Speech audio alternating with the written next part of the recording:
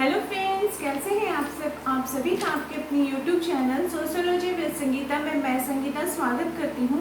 और इस चैनल के माध्यम से हम लोग सोशियोलॉजी एग्जाम की प्रिपरेशन करते हैं, चाहे वो आपका यूजीसी नेट का सिलेबस हो या फिर यूपी पीजीटी का। और सोशियोलॉजी के स्टूडेंट्स के लिए बहुत ही गोल्डन अपॉर्चुनिटी निकल कर आया है झारखंड में, विशेषकर जो महिलाएं हैं उनके लिए, क्योंकि झारखंड में लेडीज सुपरवाइज़र का वैकेंसी निकला है। इसमें टोटल अगर पोस्ट देखा जाए तो 444 है, और जो कैटेगरी वाइज है कोटा वाइज में आपके फिर कुछ पोस्ट आ जाएंगे, तो उसके टोटल मिलाकर 471 का 4 पोस्ट निकला हुआ है। तो उसमें सिर्फ महिलाएं भर सकती हैं, और जो 3 विषयों में आपका समाजशास्त्र, मनोविज्ञान या गृह विज्ञान से जिन्होंने स्नातक किया हुआ है वही भर सकती है। तो जो सोशियोलॉजी की स्टूडेंट्स हैं, जो लेडीज़ हैं, उनके लिए तो बहुत ही ज़्यादा गोल्डन अपॉर्चुनिटी है। और इस चैनल के माध्यम से हम लोग यूजीसी नेट का तो तैयारी करते हैं, पीजीटी का भी तैयारी करते हैं, क्योंकि सामने आपका यूजीसी नेट का एग्ज़ाम है, पीजीटी का भी एग्ज़ाम है, और फिर हमारा इधर झारखंड का लेडीज सुपरवाइज़र का भी वैकेंसी निकला है। तो आज क्या है, आज के क्लास में हम लोग झारखंड का जो सोशियोलॉजी का सिलेबस है लेडीज सुपरवाइज़र का, पूरा उसको डिटेल्स में जानेंगे कि कौन से टॉपिक से कौन सा क्वेश्चन पूछा जा रहा है। और एक चीज़ आप देखिएगा कि जो टॉपिक है जो दिया हुआ है वो आपका यूपी पीजीटी के सिलेबस से मैच कर रहा है, साथ ही साथ यूजीसी नेट के भी सिलेबस से वो मैच कर रहा है। क्योंकि मैंने सारा सिलेबस आज खुद नोट किया, मैं खुद हैंड रिटन नोट्स करना प्रेफर करती हूँ। उससे क्या होता है कि जो सिलेबस है वो एक माइंड में चलते रहता है कि हाँ ये टॉपिक हमें कवर करना है। तो उसमें मैंने देखा कि यूपी पीजीटी का जो सिलेबस है और उसके बाद यूजीसी नेट का जो सिलेबस है वो सेम ही है, प्राय एक ही है। थोड़ा सा आपका डिफरेंस हल्का फुल्का है, लेकिन अगर हम लोग प्रिपरेशन करते हैं तो वो तीनों एग्जाम को हम आसानी से क्रैक कर सकते हैं। और इस चैनल के माध्यम से आपको तैयारी करवाई जाएगी सोशियोलॉजी की। और एक बात जो कि मैं पहले भी आप लोगों को बोल चुकी हूँ कि इस चैनल में आप लोगों को फ्री में मैं जो भी प्रोवाइड करती हूँ वो फ्री में करती हूँ, कोई मेरा चार्ज नहीं रहता है। सिर्फ मेरी यही रिक्वेस्ट रहती है कि आप लोग का सपोर्ट बना रहे। अगर आपको क्लास आपको अच्छी लगे तो उसे अपने दोस्तों तक शेयर करें और लाइक करना ना भूलें, क्योंकि आपके लाइक्स और आपके कमेंट से मुझे मोटिवेट करते हैं ताकि मैं आप तक और बेहतर क्लास को लेकर आ सकूँ। तो चलिए आज हम लोग डिस्कस करेंगे झारखंड का जो लेडीज सुपरवाइजर है उसमें सोशियोलॉजी का जो सिलेबस है उसको देखते हैं, और देखते हैं कि कैसे ये जो सिलेबस दिया हुआ है ये हमें नेट का एग्जाम, यूपी पीजीटी का एग्जाम और लेडीज सुपरवाइजर के एग्जाम में, तीनों ही एग्जाम में हमें हेल्पफुल करता है।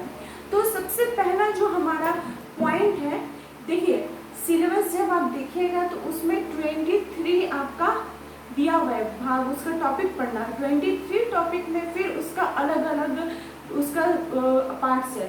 तो मैं एक एक करके आपका सारा पार्ट्स लिखती हूँ और उसको फिर डिटेल्स में आप लोग को बताती हूँ। सबसे पहला है जो हमें पढ़ना है वो है सामाजिक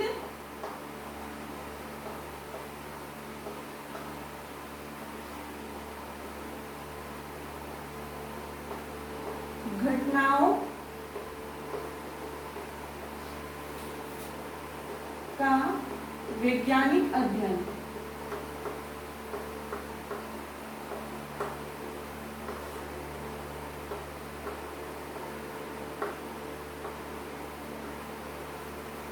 सामाजिक घटनाओं का वैज्ञानिक अध्ययन यानी कि scientific study of social phenomena, इसके अंतर्गत हमें क्या क्या पढ़ना पड़ेगा। तो सबसे पहले हमें पढ़ना पड़ेगा समाजशास्त्र का आविर्भाव। ये जो सोसाइटी के अंतर्गत ये जो विषय हम लोग पढ़ रहे हैं, तो समाजशास्त्र क्यों आया, कैसे इसकी उत्पत्ति हुई है, तो हम सभी जानते हैं फ्रांस से चलकर आया है। तो फ्रांस में क्यों ये आया, क्या औद्योगिक क्रांति इसके अंतर्गत क्या प्रभाव रहा, फ्रांसीसी क्रांति किस प्रकार से इसको प्रभावित की, क्यों लुई 16 जब था तो उसके शासनकाल में इस प्रकार का विषय को स्थापना करने की बात सोची गई, किन्होंने सोचा, इसको पूरा हम लोग डिटेल्स में पढ़ेंगे। और मैं आपको बताना चाहती हूँ कि इसका हर एक टॉपिक वाइज एकदम बेसिक से एकदम स्टार्टिंग से स्टार्ट हो जाएगा क्लास। हम लोग कल से क्लास को स्टार्ट करेंगे और एकदम लाइन बाय लाइन एकदम सीरियली वाइज चलेगा। ताकि आप लोगों को समझने में आसानी हो। और सेकंड, फिर जब समाजशास्त्र का आविर्भाव हम लोग पढ़ लेंगे, भारत में किस प्रकार से समाजशास्त्र आया, उसके बाद हमें क्या पढ़ना होगा कि अन्य शिक्षा शाखाओं से इसका संबंध। तो अन्य शिक्षा शाखाएं जैसे इतिहास का समाजशास्त्र के साथ किस प्रकार से संबंध है, राजनीति शास्त्र का समाजशास्त्र के साथ किस प्रकार का संबंध है, मनोविज्ञान का समाजशास्त्र के साथ किस प्रकार से संबंध है, ये जितने भी विषय हैं, अर्थशास्त्र हो गया, इन सारे विषयों को हम लोग पढ़ेंगे। और ये दोनों जो पॉइंट है ये आपका पीजीटी के सिलेबस में भी है, ये आपका नेट में भी पढ़ना पड़ेगा। तो देखिए ये आपको हेल्पफुल रहेगा। फिर थर्ड इसके अंतर्गत जो पार्ट है वो है इसका क्षेत्र विस्तार एवं संबंधी धारणाएं। जो समाजशास्त्र के अंतर्गत संबंधी इसकी धारणाएं, इसकी जो विषय वस्तु है, कौन से धारणा के अंतर्गत कौन से समाजशास्त्री आएंगे, उसको हम लोग को देखना है। फिर है विज्ञान और सामाजिक व्यवहार का अध्ययन यथार्थकता। इसको पढ़ना होगा कि विज्ञान सामाजिक व्यवहार में सोसाइटी के अंतर्गत किस प्रकार से इसको प्रभावित कर रहा है।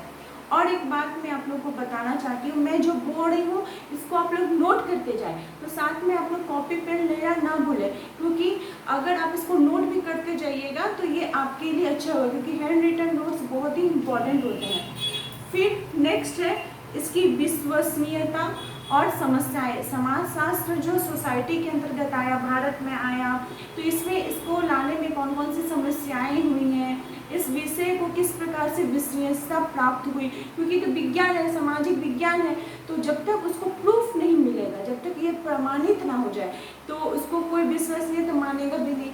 इन सभी चीज़ों को देखना होगा। फिर वैज्ञानिक विधि एवं भाषा, उनका अर्थ, उद्देश्य, प्रकार, तथ्य एवं इसकी विशेषताओं को हम लोग देखेंगे। सामाजिक अनुसंधान, जो सामाजिक अनुसंधान है इसके संरचना, तथ्य संकलन यानी डाटा जो हम लोग कलेक्शन है वो पढ़ते हैं वो, एवं तथ्य विश्लेषण की विधियाँ, अभिव्यक्ति मापन, समस्या एवं तकनीकी शैली, इन सभी को पढ़ना होगा। समाजशास्त्र के अंतर्गत इन क्या क्या पॉइंट है, हर एक पॉइंट आपके लिए इम्पॉर्टेंट है। फिर मैकाइवर जी का जो कार्य है समाजशास्त्र के अंतर्गत वो भी देखना होगा। सेकंड अगर पॉइंट की तरफ देखें, जो हमारा सेकंड टॉपिक दिया गया है इस सिलेबस का, वो बोला गया है समाजशास्त्र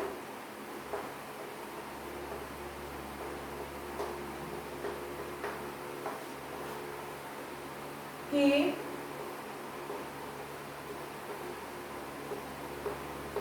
क्षेत्र में पथ प्रदर्शक और उनका योगदान, यानी सोशियोलॉजी के क्षेत्र में pioneering contribution to sociology. Sociology के क्षेत्र में कौन कौन से समाजशास्त्री ने योगदान दिया था, विभिन्न समाजशास्त्री के योगदान को देखेंगे। तो इसके अंतर्गत जो सैद्धांतिक प्रारंभ एवं विकासवाद का जो सिद्धांत है, तो इसके अंतर्गत हम लोग को अगस्त कॉम्ट को पढ़ना होगा, स्पेंसर को, मॉर्गन महोदय को, और ये जितने भी सिद्धांत कार्य है ये आपके किसके अंतर्गत आ जाएंगे, पाश्चात्य समाजशास्त्री के अंतर्गत भी आ गए। ये आपका सोशियोलॉजी का नेट के सिलेबस में भी हर एक थिंकर्स को आपको पढ़ना होगा, सारा पूरा डिटेल्स में उनका दिया गया है। जैसे वो शास्त्रीय सामाजिक परंपराओं के अंतर्गत ये सभी आ जाएंगे। फिर जो ऐतिहासिक समाजशास्त्र है, ऐतिहासिक समाजशास्त्र के क्षेत्र के अंतर्गत कार्ल मार्क्स, मैक्स वेबर और सोरोगन जी को पढ़ना होगा। प्रकार्यवाद यानी फंक्शनिज्म जो क्षेत्र है समाजशास्त्र का, उसके अंतर्गत हम लोग को Emile Durkheim, Pareto, Parsons, Merton, इन सभी को पढ़ना होगा। इन्होंने प्रकार्यवादी समाजशास्त्र, उनका प्रकार्यवादी सिद्धांत जो इनका था उनको देखना होगा। हर एक का पूरा एकदम वो कौन सा सिद्धांत को क्या बोलना चाहते हैं। और सोशियोलॉजी में क्या है कि वर्ड पकड़ना पड़ेगा, क्योंकि देखिए प्रकार्यवाद में इमाइल दुर्खाइम जी ने भी अपना थाउट दिया है, पेरेटो ने भी दिया है, पार्सन्स भी नहीं दिया है। तो सिर्फ अगर आप देखिएगा कि प्रकार्यवाद लगाया है और आप इमाइल दुर्खाइम का थाउट उसको पेरेटो टिक लगा दीजिएगा तो फिर तो गलत हो जाएगा ना। उसको हम लोग को पूरा एकदम बेसिक से समझना पड़ेगा कि कौन से सिद्धांत का क्या भाषा बोल रहे हैं, उस भाषा को हम लोग को पकड़ के रखना पड़ेगा। फिर संघर्षवादी सिद्धांत, जैसे ही संघर्षवादी का नाम आता है तो हम लोग के दिमाग में क्या आता है कि कार्ल मार्क्स होगा, लेकिन यहाँ पे हम लोग को पढ़ना पड़ेगा गुमलोविच के बारे में, डहरनडर्फ के बारे में, क्रोबर महोदय के बारे में। इन तीनों के बारे में तो पढ़ना ही पड़ेगा, लेकिन कार्ल मार्क्स का भी थ्योरी को हम लोग को देखना होगा, या फिर ये भी देखना पड़ेगा कि समाजशास्त्र के अंतर्गत जो संघर्षवादी सिद्धांत है और कौन कौन से थिंकर ने दिए हैं। क्योंकि क्या होता है कि जो हमारा सिलेबस रहता है, जो सिलेबस दिया रहता है, कोई भी एग्जाम का ले लीजिए, तो कुछ होता है कि वो गिवन सिलेबस होता है और कुछ सिलेबस जो होता है वो हिडन सिलेबस रहता है, छुपा हुआ सिलेबस रहता है। तो उसको हम लोग को खोज को खुद से ही उसको पढ़ना पड़ेगा, नहीं तो फिर मुश्किल है। ये हो गया। फिर है समाजशास्त्र के आधुनिक विचारधाराएं। सिर्फ यहाँ पे टॉपिक दे दिया गया है कि समाजशास्त्र, आप पीडीएफ जब देखिएगा तो उसमें देखिएगा कि दिया हुआ है समाजशास्त्र की आधुनिक विचारधाराएं। अब आधुनिक विचारधारा के अंतर्गत बहुत सारे विचारधाराएं हैं, जैसे आपका नव प्रत्यक्षवादी, संरचनात्मक, प्रकार्यात्मक, सामाजिक व्यवहारवाद। ये सब को डिटेल बोला नहीं गया है, एक्सप्लेन नहीं किया गया सिलेबस में, लेकिन ये आपको पढ़ना पड़ेगा। तो सारे इसको सारे हम लोग पूरा एकदम टॉपिक वाइज, एकदम पॉइंट वाइज, एकदम रियली वाइज इसको कवर करेंगे। फिर नेक्स्ट है संपूर्णांक एवं अल्पार्थक समाजशास्त्र, इसको पढ़ना होगा। मिडिल रेंज थ्योरी दिया गया है, उसको देखना होगा। फिर विनिमय सिद्धांत, विनिमय सिद्धांत के अंतर्गत फिर बहुत सारे जो थिंकर है उनका विनिमय सिद्धांत आ जाता है, जैसे मेलिनोव्स्की का कूलारिन का सिद्धांत। तो विनिमय सिद्धांत में कौन कौन से सिद्धांतकार ने विनिमय सिद्धांत यानी एक्सचेंज थ्योरी के बारे में बताया है। तो सिर्फ एक थिंकर को पढ़ने से नहीं होगा, पूरे थिंकर को पढ़ना होगा, यानी हर एक टॉपिक को पढ़ने में पूरे एक दिन हमको लग ही जाएगा। थर्ड फिर जो पॉइंट दिया गया है सिलेबस में वो है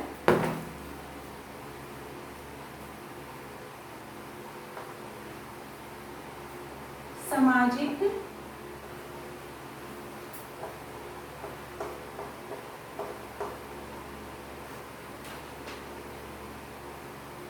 संरचना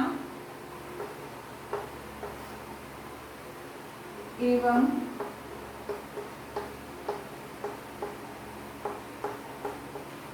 सामाजिक संगठन।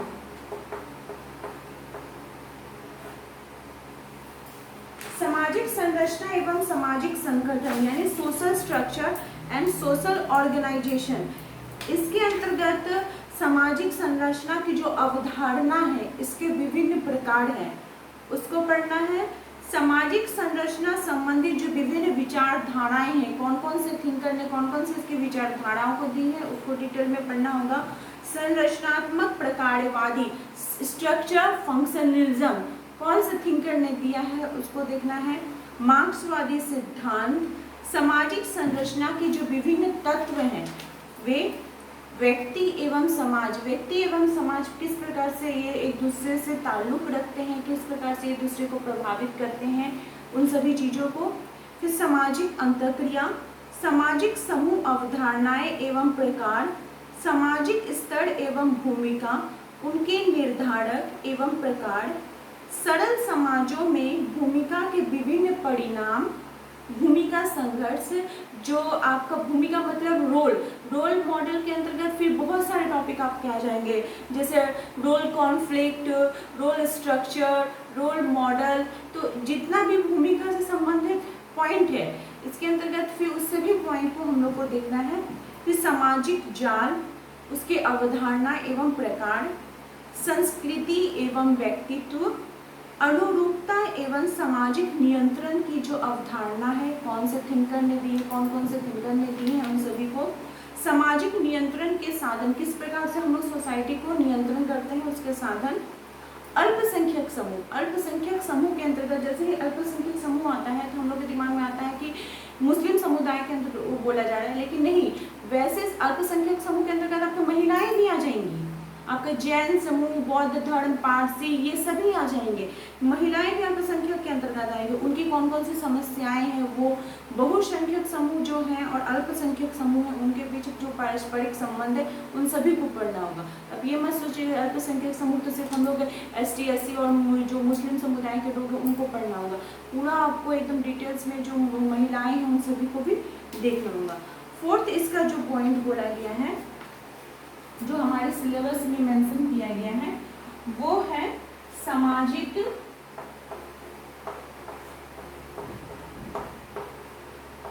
स्तरीकरण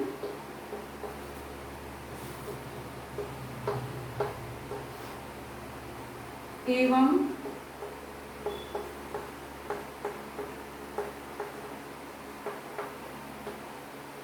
गतिशीलता, यानी सोशल स्ट्रेटिफिकेशन एंड मोबिलिटी। देखिए वीडियो थोड़ी लॉन्ग होगी, लेकिन ये आप लोगों के लिए हेल्पफुल होगी, क्योंकि कोई भी एग्जाम की तैयारी करने से पहले हम लोग को सिलेबस को पूरा एकदम अच्छे प्रकार से समझना जरूरी है। अगर आप सिलेबस को नहीं समझिएगा, क्या पूछना चाहता है आपसे, तो फिर आपको एग्जाम का प्रिपरेशन आप कहाँ कीजिएगा। आप सिलेबस को समझिएगा तभी तो फिर आप उसका तैयारी कीजिएगा। तो इसलिए वीडियो लॉन्ग होने पर भी आप लोग से रिक्वेस्ट है कि प्लीज़ वीडियो को लास्ट तक देखिएगा, क्योंकि ये आपके लिए हेल्पफुल ही रहेगा। तो सामाजिक स्तरीकरण एवं गतिशीलता जो है, इसके अंतर्गत सामाजिक स्तरीकरण की अवधारणा पढ़ना है, प्रभाव एवं इसके सामाजिक स्तरीकरण के विभिन्न प्रकार, असमानता एवं स्तरीकरण, स्तरीकरण के आधार उसके परिमाण, स्तरीकरण संबंधी विचारधाराएं, प्रकार्यवाद एवं संघर्षवाद उसकी विचारधाराएं, सामाजिक स्तरीकरण एवं सामाजिक गतिशीलता, स्तरीकरण एवं पश्चिमीकरण। स्तरीकरण कौन दिए हैं? टेमन श्रीनिवास जी दिए हैं। और किनके द्वारा बोला गया है, तो सभी को हम लोग को डिटेल में पढ़ना होगा। गतिशीलता के प्रकार, अंतर पीढ़ी जो गतिशीलता है वो, उदर्भ गतिशीलता बनाम क्षैतिज गतिशीलता, गतिशीलता के प्रतिरूप, इन सभी को देखना होगा। ये आपका सामाजिक स्तरीकरण एवं गतिशीलता के इसके अंतर्गत का पार्ट है। जो 5th नंबर है हमारा, वो है परिवार, विवाह एवं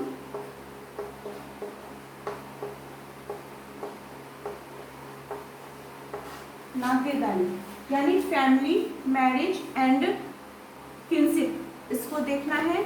इसके अंतर्गत परिवार के जो विभिन्न संरचना है, परिवार के प्रकार एवं उसके प्रकार के बारे में, सामाजिक परिवर्तन, आयु एवं स्त्री पुरुषों की भूमिकाओं में किस प्रकार से परिवर्तन हो रहा है, विवाह के विभिन्न स्वरूपों को पढ़ना पड़ेगा।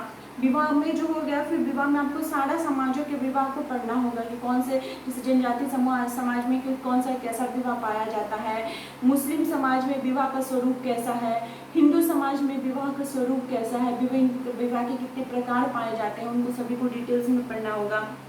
नातेदारी में परिवर्तन, प्रौद्योगिकी समाज में परिवार का महत्व, जो प्रौद्योगिकी समाज है इसमें किस प्रकार से परिवार का स्थान है, किस प्रकार से ये महत्व देता है, इसको देखना होगा। हम लोग अपना फिर जो 6 नंबर टॉपिक है वो देखते हैं।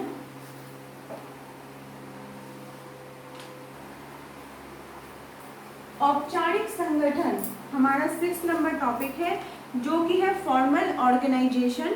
फॉर्मल ऑर्गेनाइजेशन के अंतर्गत हमें औपचारिक तथा अनौपचारिक संगठनों के विभिन्न तत्वों को देखना होगा। नौकरशाही, प्रकार्य, अप्रकार्य एवं उसकी जो विशेषताएं हैं वो, नौकरशाही एवं राजनीतिक विकास, समाजीकरण एवं राजनीतिक सहभागिता, किसमें? सोसाइटी में। सोसाइटी के अंतर्गत किस प्रकार से ये सहभागिता करती है, उसके विभिन्न रूपों को देखना है। सहभागिता के लोकतांत्रिक तथा सत्तात्मक स्वरूप, स्वैच्छिक मंडली, इन सभी को किसके अंतर्गत देखना है? तो औपचारिक संगठन के अंतर्गत देखना है।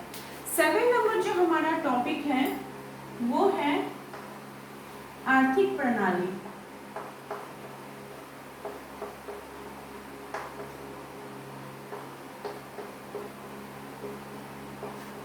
आर्थिक प्रणाली यानी कि इकोनॉमिक सिस्टम। इकोनॉमिक सिस्टम के अंतर्गत जो संपत्ति की अवधारणाएं हैं वो श्रम विभाजन के श्रम विभाजन जो सोसाइटी के अंतर्गत आया है, उसके बाद उसके जो सामाजिक प्रतिमान है, उसके जो विभिन्न स्वरूप है वे कौन कौन से हैं, वो विनिमय के विभिन्न प्रकार, जो विनिमय कर रहे हैं हम लोग, एक्सचेंज कर रहे हैं, वो उसके विभिन्न प्रकार कौन कौन से हैं, तो फिर वही आपका कुलाडिन, मैलिनोविच की थ्योरी और भी बहुत सारे जो विनिमय के थ्योरी हैं वो सभी आ जाएंगे।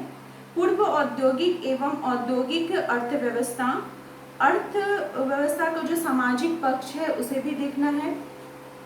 औद्योगिकरण तथा राजनीतिक, शैक्षणिक, धार्मिक, पारिवारिक एवं स्तर विन्यासी क्षेत्रों में परिवर्तन, आर्थिक विकास के निर्धारक तत्व एवं उनके परिणाम, ये सभी आपका आर्थिक प्रणाली के अंतर्गत आ जाएगा। फिर जो 8 नंबर पॉइंट है वो है राजनीतिक व्यवस्था।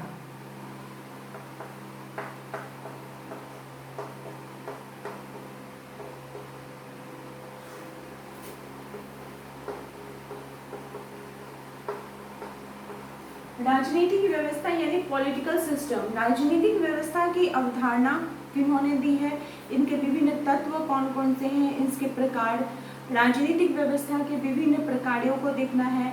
इस व्यवस्था के अंतर्गत जो संस्थाएं होती हैं, जो समूह होता है, जो व्यक्ति होता है, विभिन्न व्यक्तियों के उसके स्वरूप, उसके कार्यों को, राजनीतिक संगठन कौन कौन से होते हैं, आपका सत्ता, आपकी शक्ति, ये सभी इसके अंतर्गत आ जाएंगे।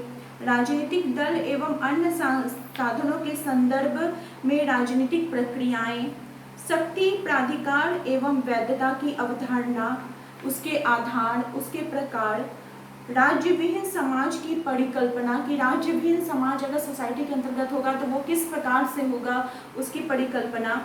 फिर राजनीतिक समाजीकरण बनम राजनीतिक भागीदारी, जो राजनीतिक समाजीकरण हो रहा है और राजनीति का समाज के अंतर्गत किस प्रकार से भागीदारी है, इन सभी को हम लोग को पॉइंट वाइज देखना पड़ेगा। राज्य देखना पड़ेगा, बहुत इंपॉर्टेंट है राज्य की विशेषता। इसके अंतर्गत इसकी जो प्रजातंत्रात्मक जो व्यवस्था है, इसकी सत्तात्मक व्यवस्था है, वो राजनीतिक व्यवस्था के अंतर्गत जो संभ्रांत वर्ग के लोग होते हैं, जो उच्च वर्ग के लोग होते हैं, उनके बारे में जो जन समूह होती है उसकी जो शक्ति होती है वो। फिर राजनीतिक दल एवं मतदान प्रणाली, न्यायिक तत्व, प्रजातांत्रिक व्यवस्था एवं प्रजातांत्रिक स्थिरता। इसी के अंतर्गत आपको दिया हुआ नहीं है लेकिन महिलाएं किस प्रकार से समाज के अंतर्गत राजनीति में उनकी भागीदारी कैसी है, ये सभी को पढ़ना होगा।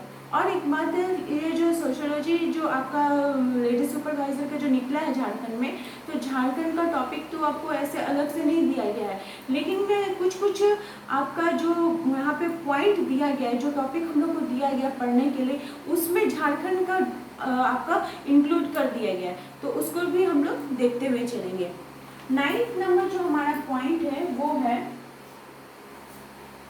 शैक्षिक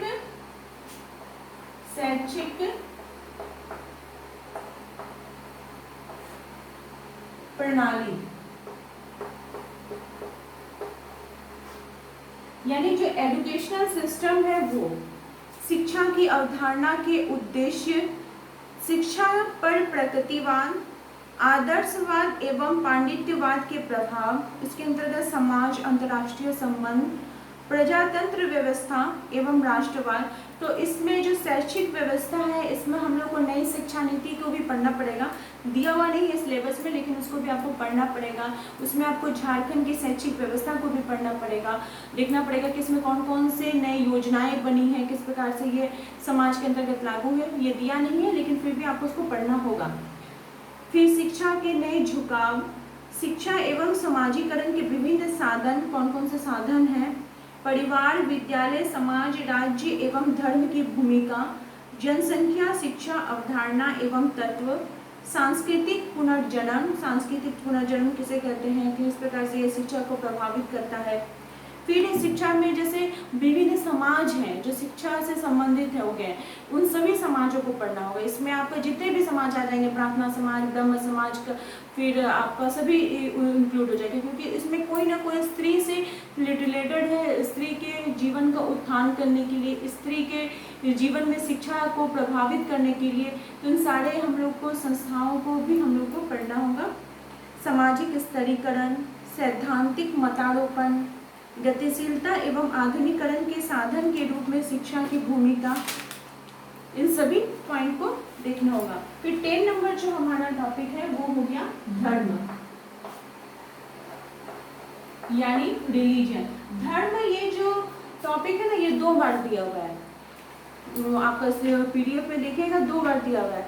तो एक जगह पे दिया हुआ है धार्मिक तथ्य, पावन एवं अपावन की अवधारणाएं, धर्म का सामाजिक प्रकार एवं अकार्य, जादू टोना, धर्म एवं विज्ञान, धर्मनिरपेक्षीकरण एवं सामाजिक परिवर्तन। इसके अंतर्गत धर्म से रिलेटेड जितने भी सिद्धांत हो गए, आपका जो आपका पवित्र और अपवित्र धारणाएं हैं, टोटमवाद है, ये सभी आ जाएंगे। कौन से थिनकर ने टोटमवाद के बारे में दिया है। इसी में धर्म का जो एक और जगह पे दिया हुआ है पॉइंट नंबर 18 में देखिएगा, वहाँ पे आपको धर्म में पढ़ना पड़ेगा जनसंख्यात्मक परिमाण, भौगोलिक वितरण एवं पड़ोस, प्रमुख धार्मिक समुदाय की जीवन शैली, अंतर धार्मिक अंतःक्रियाएं एवं धर्म परिवर्तन के रूप में इनका प्रकाशन, अल्पसंख्यक के स्तर, अल्पसंख्यक जो समुदाय वर्ग के लोग हैं उनका धर्म कैसा है वो, संचार एवं धर्म निरपेक्षता, भारत में जाति व्यवस्था पर विभिन्न धार्मिक आंदोलन, कौन कौन से आंदोलन हुए हैं भारत के अंतर्गत, जो विभिन्न धर्म के लोग हो गए, बौद्ध, जैन, ईसाई, इस्लाम। देखिए यहाँ पे ब्रह्म समाज और आर्य समाज भी आई है। मैं पहले आप लोगों को बताऊं कि ये सब के भी आंदोलनों के प्रभाव को आपको पढ़ना होगा। और झारखंड में पश्चिमीकरण एवं आधुनिकीकरण के प्रभाव के कारण धर्म का किस प्रकार से स्वरूप है, इसको भी पढ़ना होगा। ये चीज हमें ध्यान रखना पड़ेगा। संयुक्त एवं अलगाव संबंधी कारक, भारतीय सामाजिक संगठन पर धर्म एवं राजनीति के बनता अंतःक्रिया का प्रभाव, ये सभी पढ़ना होगा। और आप लोगों को मैं फिर से बोल रही हूँ कि आप लोग मेरे ऊपर भरोसा रख सकती हैं। जो भी महिलाएं मेरे साथ तैयारी करना चाहती हैं, इस चैनल के माध्यम से तैयारी करना चाहती हैं, वो मेरे चैनल के साथ जुड़े रहें, क्योंकि इस चैनल में हम लोग जो सोशियोलॉजी का सिलेबस है उसे पूरा टॉपिक वाइज हम लोग कवर करेंगे। फिर 11 नंबर जो पॉइंट है हम इधर लिख देते हैं, आप लोग देख लीजिए। 11 नंबर पे हमें दिया हुआ है हमारा सामाजिक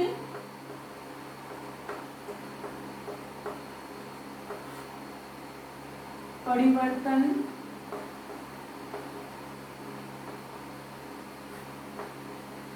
के विकास। जो समाज के अंतर्गत परिवर्तन हो रहे हैं, सोशल चेंज एंड डेवलपमेंट, ये पढ़ना है। इसमें हम लोग सामाजिक परिवर्तन के आर्थिक, जैविक एवं प्रौद्योगिकी कारकों को पढ़ेंगे। सामाजिक परिवर्तन के विकासवादी सिद्धांत को देखेंगे। प्रकारवाद एवं संघर्षवाद सिद्धांत, सामाजिक परिवर्तन के आधुनिकीकरण एवं उन्नति, इसके प्रजातंत्रीकरण को देखेंगे। समानता एवं सामाजिक न्याय, फिर सामाजिक पुनर्निर्माण। ये सारा टॉपिक हमारा सामाजिक परिवर्तन एवं विकास के अंतर्गत आ जाएगा। 12 नंबर है भारतीय समाज यानी इंडियन सोसाइटी के बारे में पढ़ना होगा।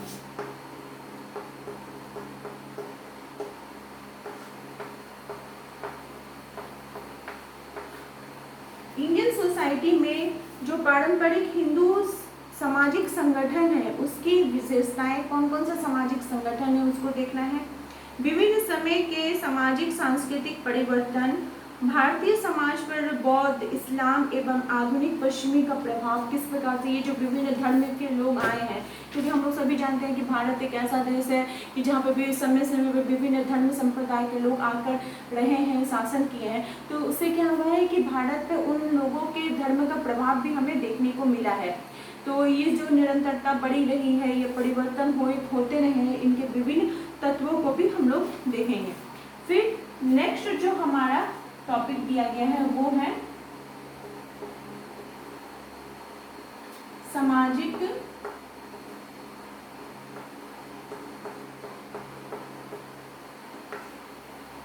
स्तरीकरण यानी सोशल स्ट्रैटिफिकेशन। सोशल स्ट्रैटिफिकेशन के अंतर्गत जाति व्यवस्था को देखना होगा, क्योंकि जाति व्यवस्था भी एक आधार है समाज में स्तरीकरण करने का। किसी भी व्यक्ति को हम कैसे उसको स्ट्रेटिफिकेशन कर सकते हैं, कैसे उसको बोल सकते हैं कि एक तो जाति के आधार पर बोल सकते हैं कि हाँ वो उस धर्म में उस जाति में जन्म लिया है, दूसरा उसका व्यवसाय उसके रोजगार के आधार पर हम उसको निम्न उच्च वर्ग में कर सकते हैं। और एक को कुछ जैविकीय होते हैं कि जैसे कोई परिवार में कोई जन्म लिया है, बड़ा बच्चा है, तो उसको अब ऑलरेडी ये मिल जाएगा कि हाँ वो भैया है, उसके लिए उसको कुछ ग्रहण करने की जरूरत नहीं पड़ेगी। तो कुछ प्रदत्त परिस्थिति हमारी रहती है, कुछ अर्जित परिस्थिति रहती है, तो परिस्थितियों को हम लोग को पढ़ना होगा। जाति के संदर्भ में आर्थिक संरचनात्मक एवं सांस्कृतिक मत देखना है।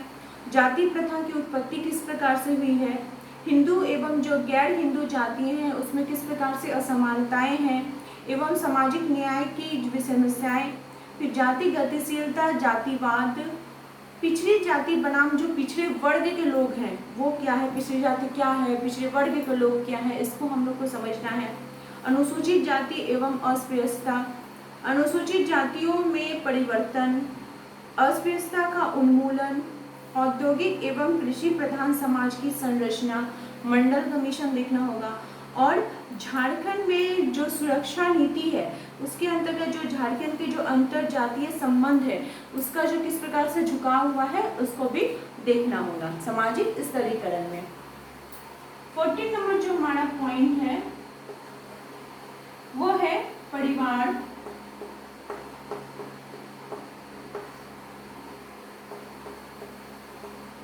विवाह एवं नातेदारी। तो देखिए अभी तक आपने जितना भी सिलेबस को देखा आप पीजीटी के सिलेबस से मिला लीजिए और आपका नेट के सिलेबस से मिले, हर एक टॉपिक आपको मिल रहा है, कोई एक ऐसा टॉपिक है जो नहीं मिल रहा है, सारा टॉपिक ही आपका उसी तीनों एग्जाम के ही आपके रिलेटेड ही चल रहा है। जैसे परिवार, विवाह एवं नातेदारी, तो परिवार, विवाह एवं नातेदारी, इसमें संगोत्रता व्यवस्था में क्षेत्रीय विविधता, इसमें जो सामाजिक सांस्कृतिक सहसंबंध है वो, फिर संगोत्रता जो सगोत्र विवाह है उसके बदलते स्वरूप, संयुक्त परिवार को देखना होगा, एकाकी परिवार को देखना होगा, इसके संरचनात्मक एवं व्यवहारिक पहलुओं को देखना होगा, इसके विभिन्न बदलते स्वरूप, इसके विघटन का कारण क्या है, फिर विभिन्न निर्जातिक समूह, आर्थिक एवं जाति वर्ग विवाह, भविष्य में उनके किस प्रकार से बदलते प्रगति है वो, परिवार एवं विवाह पर कानून तथा सामाजिक आर्थिक परिवर्तनों की बढ़ते पीढ़ी अंतराल एवं युवा असंतोष, महिलाओं की किस प्रकार से परिवार में स्थितियां जो बदली हैं, क्योंकि हम समझते हैं कि पहले के ज़माने में महिलाओं को इस प्रकार से स्थिति नहीं थी, राजनीति के क्षेत्र में भी इस प्रकार से उनको स्थिति नहीं प्राप्त थी, तो कैसे उनकी स्थिति में बदलाव आया। और झारखंड में अंतरजातीय विवाह कारण एवं परिणाम, ये भी हमको पढ़ना होगा। हमारा नेक्स्ट जो 15 नंबर हम लोग का जो पॉइंट है वो देखते हैं।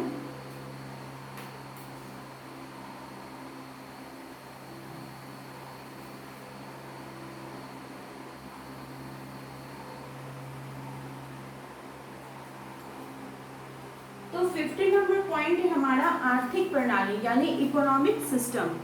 इसके अंतर्गत जजमानी व्यवस्था, उसके पारंपरिक समाज, उसका किस प्रकार से जजमानी व्यवस्था का प्रभाव पड़ा है, यानी जजमानी व्यवस्था ये आपका टॉपिक हो गया, ये नेट का भी सिलेबस में, ये पीजीटी का भी सिलेबस में हो गया। अर्थव्यवस्था, उसके सामाजिक परिणाम, व्यवसायिक विविधीकरण एवं सामाजिक संरचना, व्यवसायी मजदूर संघ, आर्थिक विकास के सामाजिक निर्धारक तथा उनके परिणाम, आर्थिक असमानताएं, शोषण और भ्रष्टाचार। और झारखंड का दिया हुआ है कि झारखंड के आर्थिक पिछड़ेपन का कारण, झारखंड के आर्थिक विकास की संभाव्यता, झारखंड के संदर्भ में आर्थिक वृद्धि एवं सामाजिक विकास के सहसंबंध, इन सभी को हम लोग को आर्थिक प्रणाली के अंतर्गत पढ़ना है। फिर नेक्स्ट जो हमारा पॉइंट है वो है राजनीतिक व्यवस्था।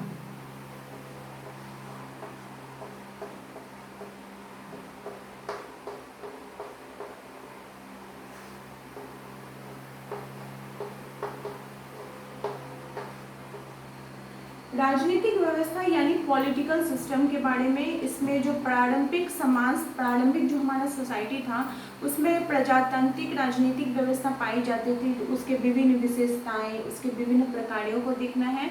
राजनीतिक दल एवं उनकी सामाजिक संरचना, राजनीतिक संभ्रांत वर्ग की को उत्पत्ति तथा उनका सामाजिक लगाव, संस्कृति का विकेंद्रीकरण, राजनीतिक भागीदारी और झारखंड में जो मतदान का स्वरूप है वो झारखंड की मतदान प्रणाली में जाति समुदाय एवं आर्थिक कारकों की अनुरूपता, ये सब देखिए दिया हुआ है कि झारखंड का ये सब आपको पढ़ना है।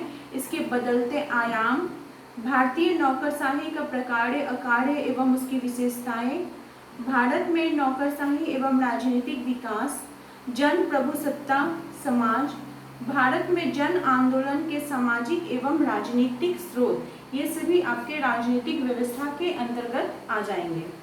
फिर 17 नंबर जो है वो है एजुकेशनल सिस्टम, यानी सोसाइटी के अंदर जो शिक्षा की जो व्यवस्था है वो किस प्रकार की है।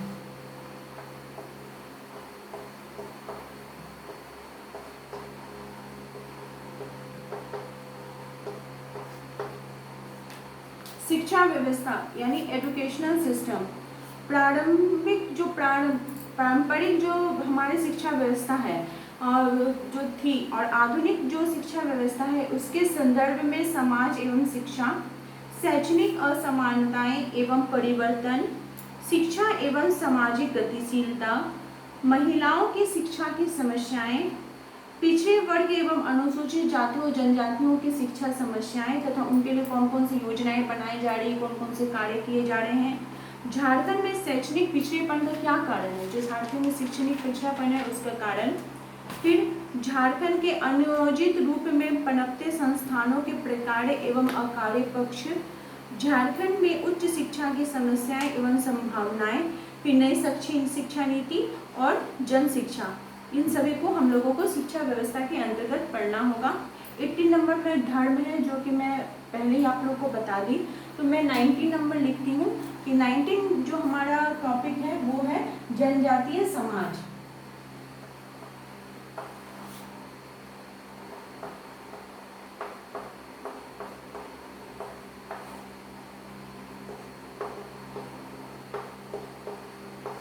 जनजातीय समाज यानी ट्राइबल सोसाइटी के संदर्भ में है। इसमें जो भारत के प्रमुख जनजातीय समुदाय हैं उनकी विशिष्ट विशेषताएं, तो जनजाति का बात आ रहा है तो झारखंड के विभिन्न जनजातियों को हम लोग को पढ़ना पड़ेगा, उनकी सामाजिक आर्थिक राजनीतिक व्यवस्था सभी को देखना होगा। जनजाति एवं जाति में क्या अंतर है, इनका सांस्कृतिक आदान प्रदान एवं एकीकरण, जनजाति कल्याण के लिए विभिन्न जो विचारधाराएं हुई हैं, कौन कौन से कार्य किए गए हैं वो सभी, इनके संवैधानिक एवं राज्य सुरक्षा के लिए कौन से कार्य किए गए हैं। भारत में जनजाति आंदोलन, जैसे भारत में जनजाति आंदोलन तो पढ़ना ही होगा, साथ ही साथ झारखंड के जो विभिन्न जनजाति आंदोलन है जैसे ताना भगत आंदोलन हो गया, बिरसा आंदोलन, और भी विभिन्न जो जनजातीय आंदोलन है जैसे खैरवाड़ आंदोलन, सरदारी आंदोलन, हो आंदोलन, बिरसा मुंडा आंदोलन, ये सभी को आज पढ़ना होगा। और जनजाति के विकास तथा उनका महत्वपूर्ण स्थान भी हमें देखना होगा। 20 नंबर जो हमारा पॉइंट है वो है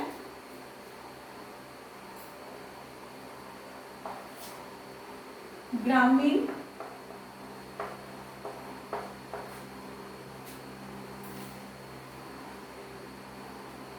समाज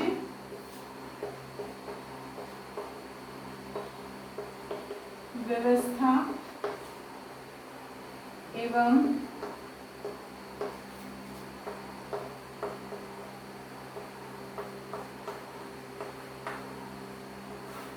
सामुदायिक विकास, यानी rural sociology system and community development. इसमें ग्रामीण समुदाय के जो सामाजिक एवं सांस्कृतिक आयाम है वे पारंपरिक जो शक्ति संरचना है, प्रजातांत्रिकरण एवं नेतृत्व, गरीबी, ऋणग्रस्तता एवं बंधुआ मजदूरी, भूमि सुधार के परिणाम, सामुदायिक विकास योजना कार्यक्रम, ये सभी हम लोग को किस में पढ़ना होगा, ग्रामीण समाज व्यवस्था एवं सामुदायिक विकास कार्यक्रम के अंतर्गत पढ़ना होगा। हरित क्रांति जो आई उसकी जो विभिन्न नीतियाँ थी, किस प्रकार से वो नीतियाँ ग्रामीण विकास को इम्पोर्टेंट हुई, वे सभी पढ़ना होगा। फिर 21 नंबर है हमारा शहरी सामाजिक संगठन, शहरी सामाजिक संगठन यानी अर्बन सोशल ऑर्गेनाइजेशन। सामाजिक संगठन के जो पारंपरिक कारक हैं, जैसे आपका सगोत्र जाति हो गया, उसके धर्म की निरंतरता एवं उसके जो परिवर्तन हैं शहर के संदर्भ में, उसको देखना होगा। शहर के संदर्भ में आपका जो शहर का कस्बा, नगर, ये सभी को पढ़ना पड़ेगा। शहरी समुदायों को, वहाँ के स्तरीकरण, वहाँ की गतिशीलता, जनसांख्यिकी एवं सामाजिक सांस्कृतिक लक्ष्य में शहर तथा गांव में अंतर तथा उसके सामाजिक परिणाम, ये सभी आपका शहरी सामाजिक संगठन के अंतर्गत आ जाएगा। फिर 22 नंबर हमारा जो टॉपिक दिया है वो दिया गया है जनसंख्या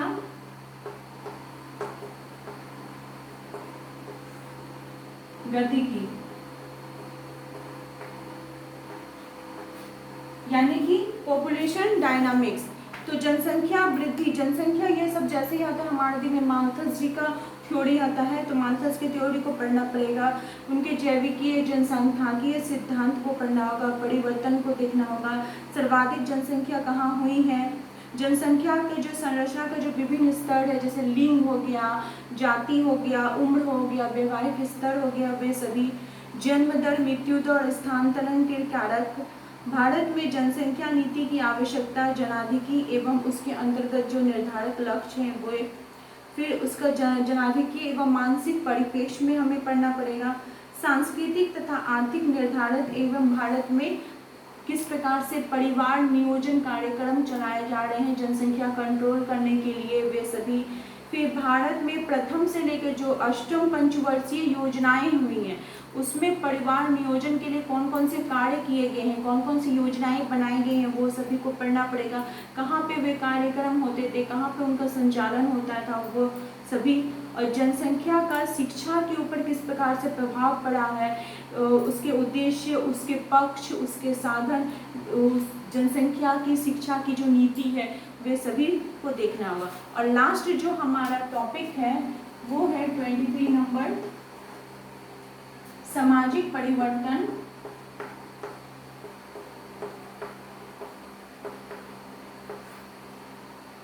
एवं आधुनिकीकरण।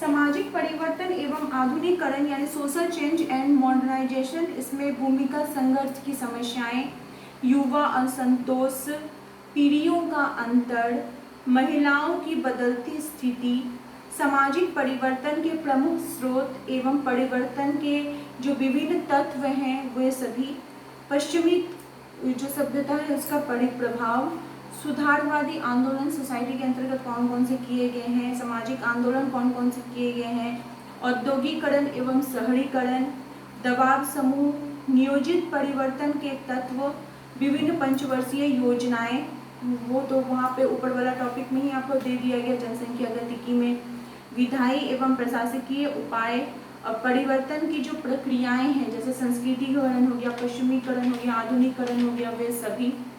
फिर आधुनिकीकरण के कौन कौन से साधन हैं, जनसंपर्क साधन एवं शिक्षा, परिवर्तन एवं आधुनिकीकरण की समस्या, संरचनात्मक विसंगतियां एवं व्यवधान, और वर्तमान सामाजिक दुर्गंध जो भ्रष्टाचार हो रहा है, जो तस्करी हो रही है, जो काला धन हो रहा है, जो काला व्यापार हो रहा है, वे सभी को इसके अंतर्गत पढ़ना पड़ेगा, किसमें, सामाजिक परिवर्तन एवं आधुनिकीकरण में।